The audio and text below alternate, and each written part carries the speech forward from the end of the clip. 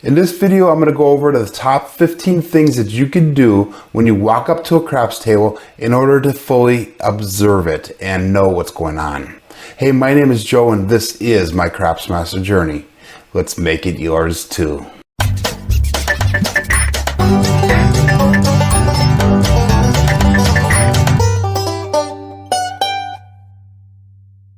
First thing you need to do when you walk up to a craps table is to observe it and identify if there's any trends that are occurring. So in other words, is it warm? Is it hot? Is it choppy? Is it cold? When you first walk up the table, if they have an ATS bet, the all tall small bet, what you could do is you could look to see how many numbers are placed on there. That's a good indicator to start off with. But otherwise, check the card in the top right corner of the screen here, and that'll bring you to my video on different ways to track the rolls when you're at the craps table. I'm also going to have a video in the future coming out that talks about trending the table and the things that you can do to see if the table is hot or warm or choppy or cold. Number 2, hey, look at the other people's racks, the areas or the trays right in front of them.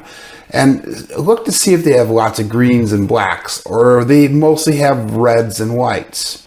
Are there a lot of chips in their rack? Are there just a few chips in a rack?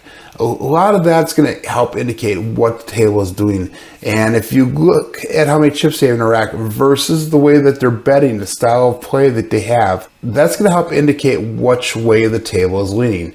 So if they're playing mostly light side strategies and they have very few chips in their rack, or it's mostly whites and reds, chances are that it's not a very warm table, that it's a little choppy or leaning towards the cold. But if they're playing the don't and they have a ton of chips, that means that that table is cold. Or if they're playing the light side and they have a ton of chips, that means that the table is probably trending to be warm or hot even. Coming in at number 3, the third best thing that you can do when you walk up to the craps table is actually observing the craps table layout, and the top itself. Remember that a lot of the craps tables, most of the craps tables are standard, meaning they all have the pass and don't pass. They'll have a field bet, the come bets, and a lot of your light side bets versus dark side bets. But the things you want to look at are like the prop bets. You know, do they have an ATS, the all tall small, or do they have a fire bet, or do they have the sharpshooter bet? Those are things that are going to vary depending on the table that you're at and the casino that you're at. Some casinos will have several different types of tables, whereas certain areas or regions of the United States will have certain types of bets. For example, the ATS or the all tall small is a very common bet throughout the United States, whereas some might focus a little bit more on that fire bet. The other thing about the table layout would be how many people are actually at the table. During COVID times, we tend to have a little bit smaller amounts of people at the table. I know that the casino that I play at only has 6 players on the table at a time. But as COVID restrictions are starting to be released now, the number of people at a table are starting to grow. So you might have 8, 10, 12, 14, 16 people at a table. So that's going to show, you know, how much room you have there. You know, how many rack sections do you have in front of you? Do you only have a front and back tray? Or do you have 3 or 4 trays you can use from front and back? So it'd be like 2 side by side. And that's, I think, kind of standard. But your more busy tables, they're only going to give you a smaller area for your rack. So how big of a rack area is another thing at the table that you want to look at. You can also look at the people themselves. You know, how are they interacting with people? How many staff members are there? You know, how are the staff working? Are they working hard? Are they efficient? Are they taking their time? Is it taking, you know, and then we'll cover that a little bit more about the table with the staff and that. And then also look at like the service type. You know, when you walk up the table, reach in when you're placing your bet or putting your money down to buy in. See what that surface is like. Is it a hard surface? You know, when the players are shooting, are you hearing that thunk or that clap of the dice when they hit the table, indicating it's a little bit harder? Or is it a bouncy surface? Is it, you know, a little squishy to touch? Is it the sounds of the dice, are they muted when they hit the table?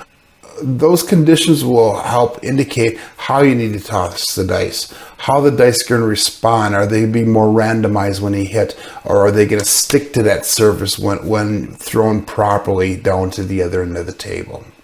At number 4 is your landing zone. Look at the ends of the table on, either end, doesn't matter, but mostly the end that's opposite from where you're shooting. Is it cluttered full of chips? Is there a way to get an area cleared out so that way you have a consistent area that you can throw to that's hopefully straight out from where your toss is at? If you know somebody at the end, hey, have them slide over, motion or talk to them, slide your chips over, give me that zone to throw the dice, so that way the dice are not bouncing off the chips, and hopefully you can get a little bit more of a controlled or rhythmic type landing area. Hey, at number 5, we have how many players are at the table. Again, like I said, during COVID times, the number of players are a little bit less.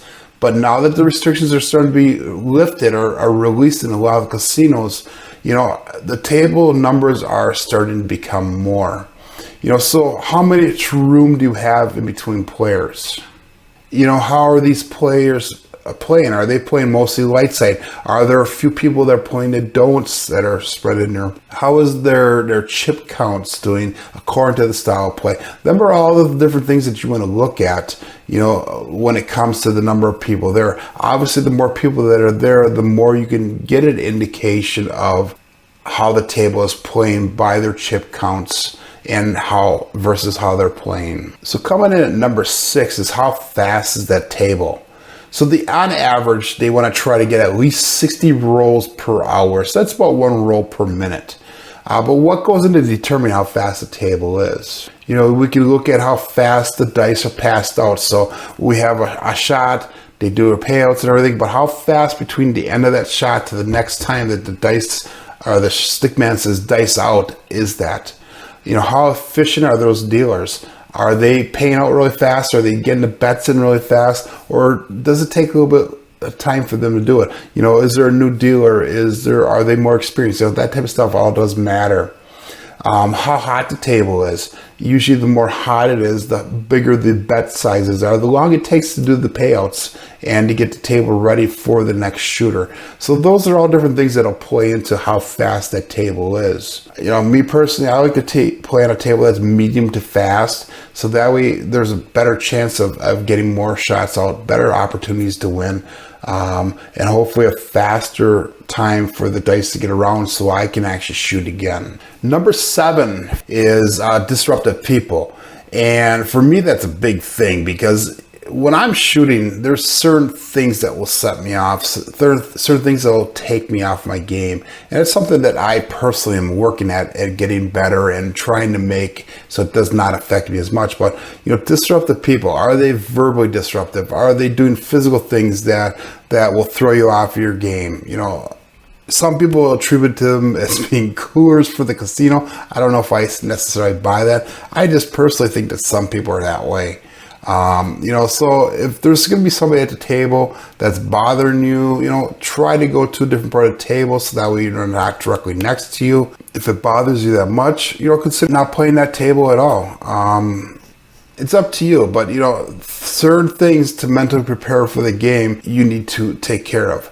And if a person's there that's going to be disrupting your game, your thought process, how you place your bets, how you shoot the dice, reconsider even going on the table, or like I said, going to a different spot on a table. Hey, number 8 is the mood of the table. Now, the mood of the table will affect a lot of things. First of all, are you having fun or are you not having fun? You can look at the people and are they smiling? Are they chattering?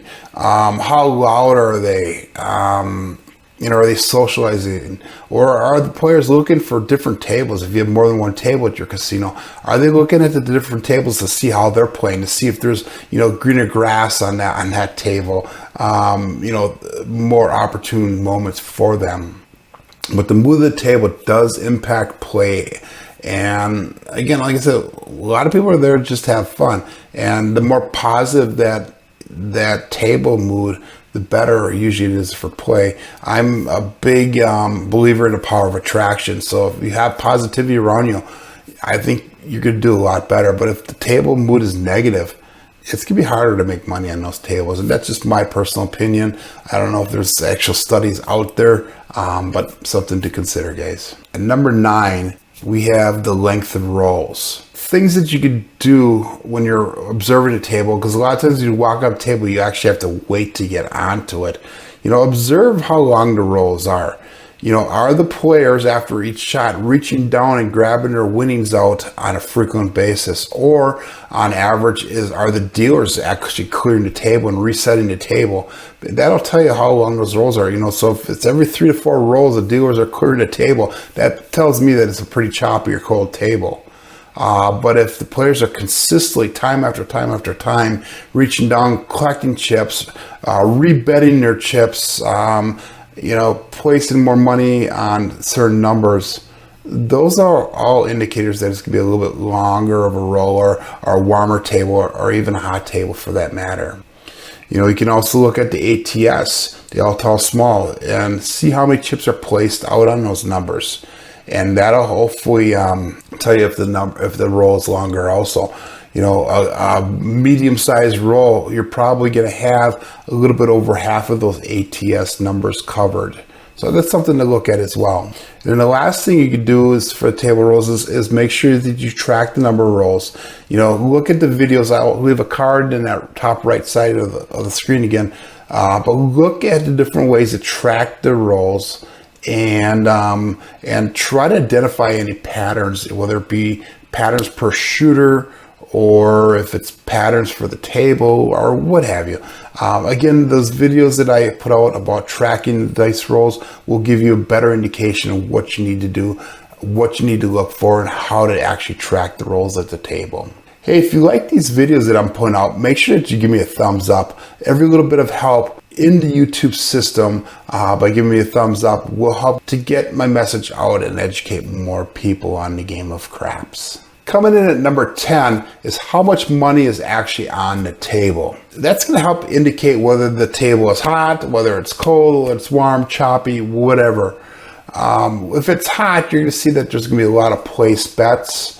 You might see some heavy odds on some of the bets, either the pass line or the come bets if you have come bets coming through. You can look at your hard ways and your horn numbers and see if there's lots of money placed on those areas that kind of give you an indication of what's going on. Look at the box numbers themselves. If there's a lot of money on certain numbers, that'll show you that those numbers are hitting, because a lot of people will press the number that was hit. So that might be an indicator to help you decide on what strategy and how to bet. If it's a cold table, watch. People are losing their money. They're making smaller bets. They're being more selective on where they put the money if they are playing smart. So how much money on the table is something that's relatively easy to figure out and identify when you first walk up to the table. Keep an eye on that. That's number 10. Number 11, are people rebuying? So if you are observing the table, or you walk up the table or whatever, if you notice that a lot of people keep on rebuying every couple of hands, every couple of shooters, they're rebuying, that's an indicator that the table's either going cold because most people do play the light side, or that it's getting hot because they're playing the dark side. Look at their style of play and how they're rebuying.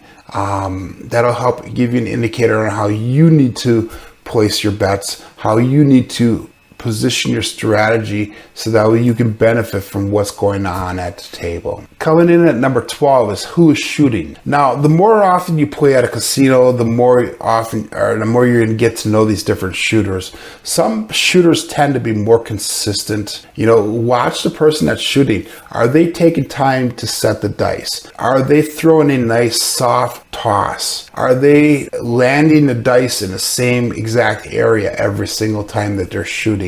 Are they taking care of the dice? These are all different indicators that you can look for to see if this person has training in dice throwing, if they're trying to influence the dice, if they are becoming a rhythmic type shooter.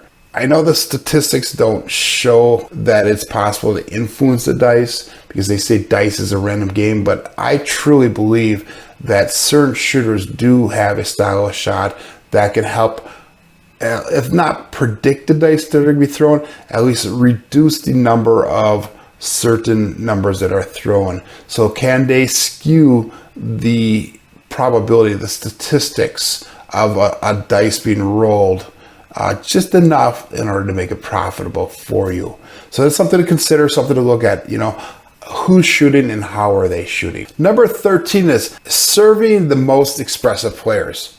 Now this is something that needs a little bit of interpretation because what you do is when you walk up to the table, some people have a hard time covering their expressions, their thoughts, their facial expressions, their body language.